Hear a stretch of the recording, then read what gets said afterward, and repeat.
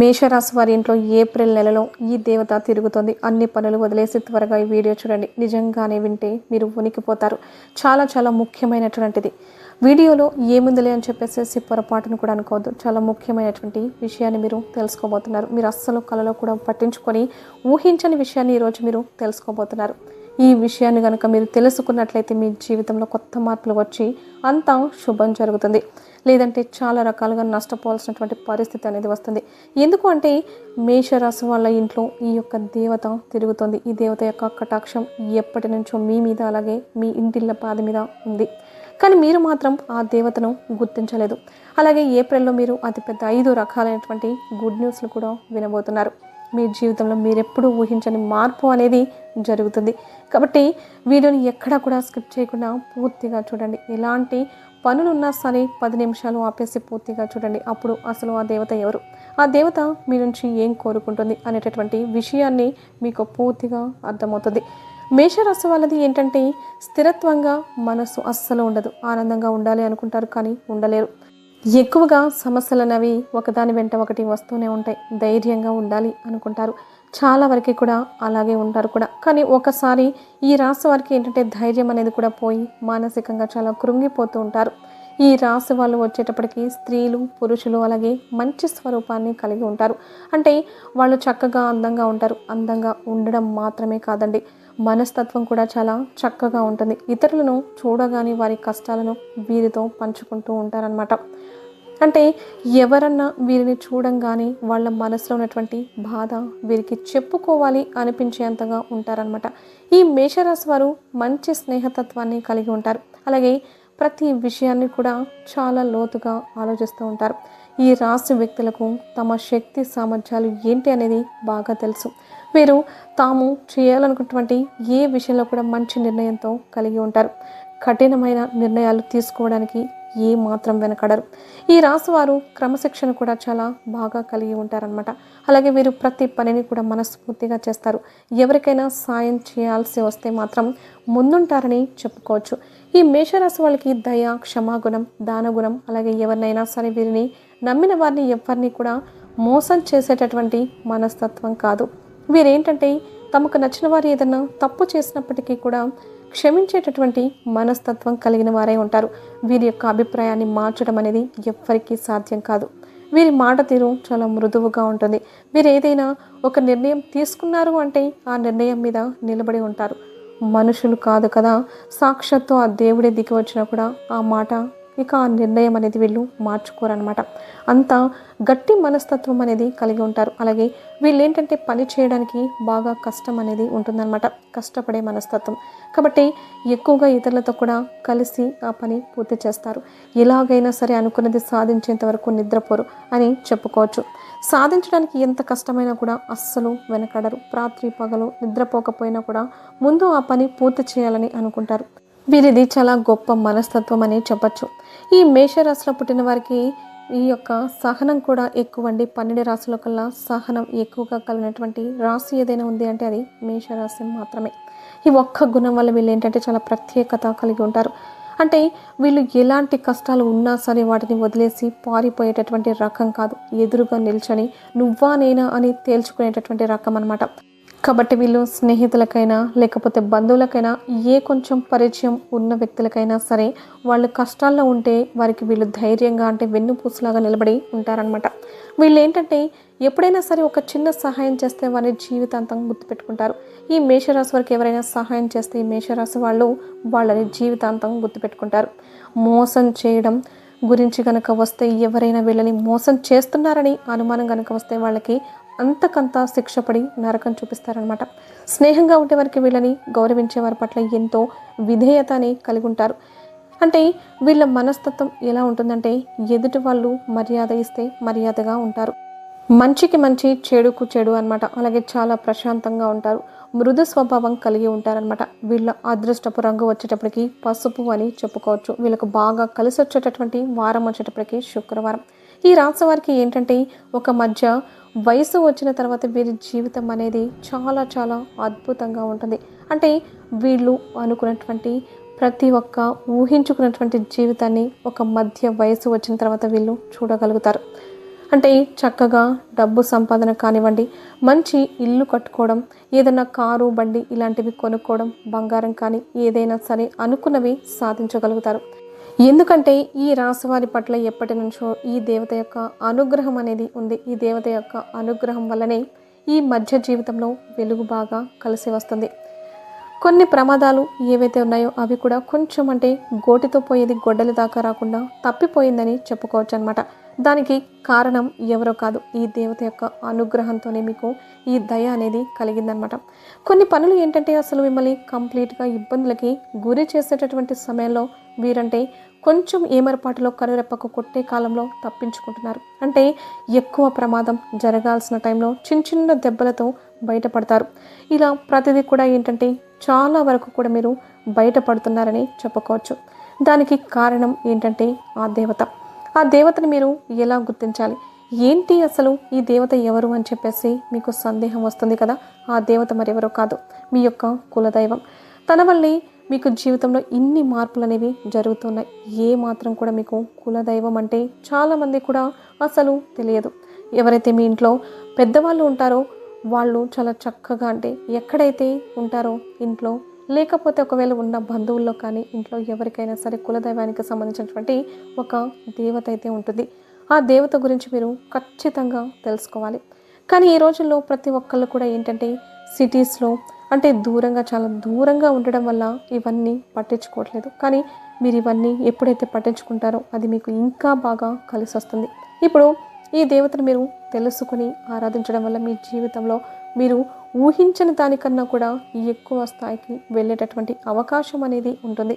అంటే ఇప్పుడు ఉన్నటువంటి రాసులు అన్నిటిలో కల్లా ఈ రాశి వాళ్ళు ఏంటంటే ఆర్థిక పరంగా చాలా ఎక్కువగా నష్టపోతున్నారని చెప్పుకోవచ్చు.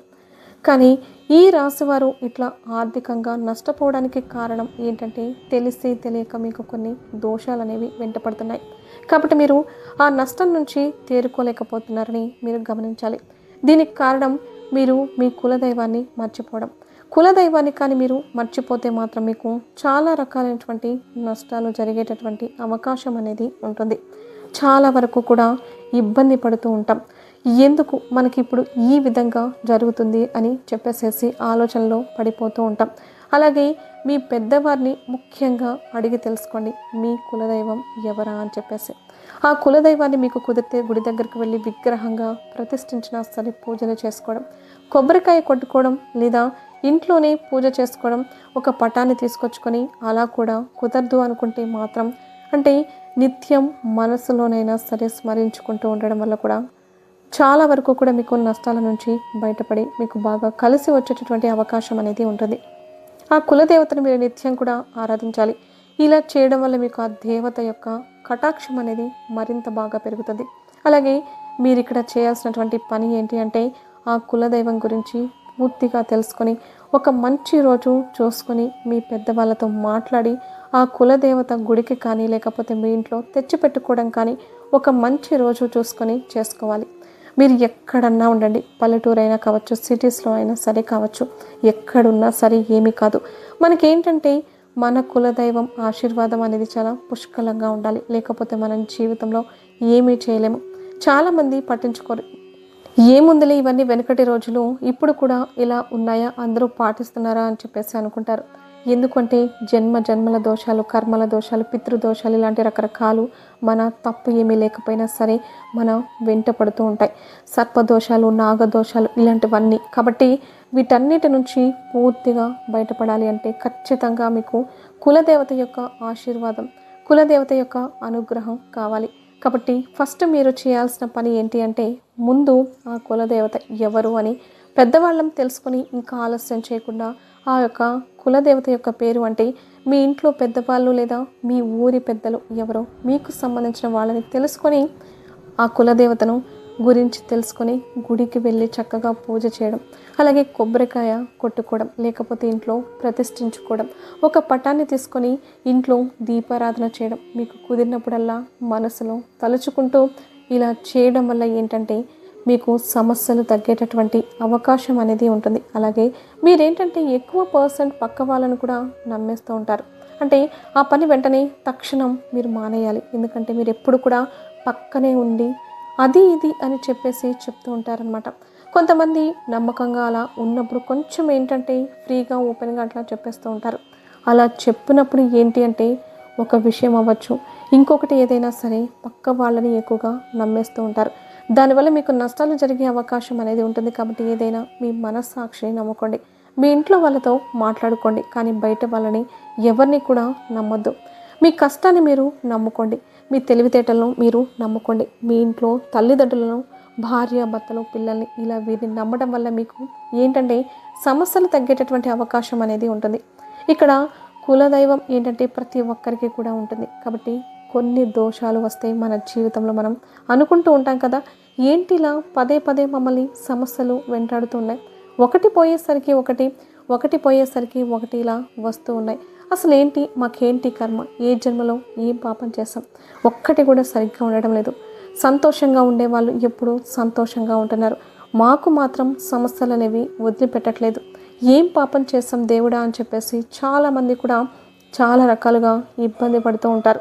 అనారోగ్య సమస్యలు అవ్వచ్చు, అప్పుల సమస్యలు, డబ్బుకు సంబంధించి ఎటువంటి సమస్యలు, భార్యాభర్తల మధ్య గొడవలు, పిల్లలు చెప్పిన మాట వినకపోవడం, ఇలా రకరకాల సమస్యలు అనేవి మానసికంగా కూడా ఉంటాయన్నమాట.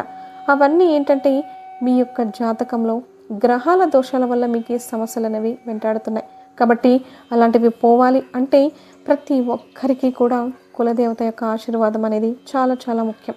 కాబట్టి ఎక్కడున్నా సరే ముందు మీరు ఆ పని చేయడం వల్ల మీకు వచ్చేటటువంటి సమస్యలు పూర్తిగా 100కి 99% పోయేటటువంటి అవకాశం అనేది ఉంటుంది. ఆ దేవత మీకు సహాయం చేయాలని మీ పక్కనే తిరుగుతోంది, మీ పక్కనే కూర్చుంటుంది. మీరు ఎక్కడికి వెళ్తే అక్కడికి వస్తుంది. కానీ మీరు ఏంటంటే ఆ దేవతను తలుచుకోకపోవడం వల్ల ఆ దేవత మీకు సహాయం చేయడం అనేది పూర్తిగా చేయలేకపోతుంది. కాబట్టి ఖచ్చితంగా ముందు ఆ దేవతను స్మరించండి. ఎందుకంటే మీరు చాలా కష్టపడేటటువంటి మనస్తత్వం, అలాగే చాలా తెలివైనటువంటి వారు అన్నమాట.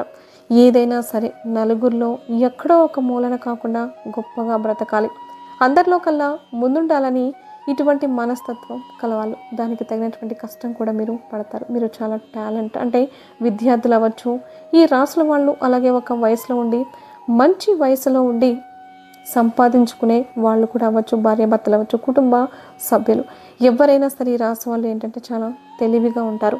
వీళ్ళకి ఈ దేవత అనుగ్రహం కూడా ఉండడం వల్ల ఏంటంటే వెనక్కి తిరిగి చూసుకోవడం అనేది ఉండదు. ఇప్పుడు ఏంటంటే కొన్ని చేయాలి అనుకుంటున్నారు, కానీ ఏదో ఒకటి అడ్డంకులు చేయలేకపోతున్నారు. ఈ అడ్డంకులన్నీ తొలగిపోవాలంటే మనకి దేవుడి యొక్క ఆశీర్వాదం అనేది చాలా చాలా ముఖ్యం అన్నమాట. కాబట్టి ప్రతి ఒక్కరికి కూడా ఎవరికైనా సరే ప్రతి రాశిలో కూడా మనకి ఏంటంటే కులదేవత అనే వాళ్ళు ఉంటారు. కాబట్టి ఖచ్చితంగా మీకు మేషరాశిలో వాళ్ళు మీ కుటుంబ పరంగా, మీ జాతక పరంగా మీ పెద్దవాళ్ళను అడిగితే చక్కగా చెప్తారు. వివరంగా కాసేపు కూర్చొనైనా సరే తెలుసుకొని కనీసం అప్పుడప్పుడైనా సరే మీరు ఆ కులదేవతను స్మరించుకోవడం, చక్కగా పూజలు చేసుకోవడం వల్ల మీకు ఆ దేవత యొక్క అనుగ్రహం అనేది పుష్కలంగా ఉండి మీ జాతకంలోని సమస్యలు పూర్తిగా తొలగిపోతాయి. లేదు అని పట్టించుకోకపోతే మాత్రం మీరు ఇంకా చాలా రకాలైనటువంటి సమస్యలు ఎదుర్కొనేటటువంటి ప్రమాదం అయితే ఉంది. ఎందుకు అంటే మంచి కానీ చెడు కానీ ఏదైనా సరే మీకు ఆ దేవత అనేది ఇలా ఈ రూపంలో తెలియజేసింది. ముందు జాగ్రత్త కోసం మీ జీవితంలో మంచి ఇవ్వడం కోసం కాబట్టి తెలుసుకున్నారు. కాబట్టి అసలు ఏముందని చెప్పేసి అనుకోవద్దు. అనుకుంటే మాత్రం కొన్ని రకాల నష్టాలకి ఇంకా మీరే కారణమవుతారు. ఇక మీరు ఏ దేవుడిని అనడానికి కూడా అవకాశం అనేది ఉండదు. కాబట్టి మీరు ఏంటంటే వెనకడుగు వేయకుండా ఖచ్చితంగా తెలుసుకోండి. వీడియో నచ్చితే లైక్ చేసి ఛానల్ని సబ్స్క్రైబ్ చేసుకొని ఓం నమః శివాయ అని కామెంట్ చేయడం మర్చిపోవద్దు.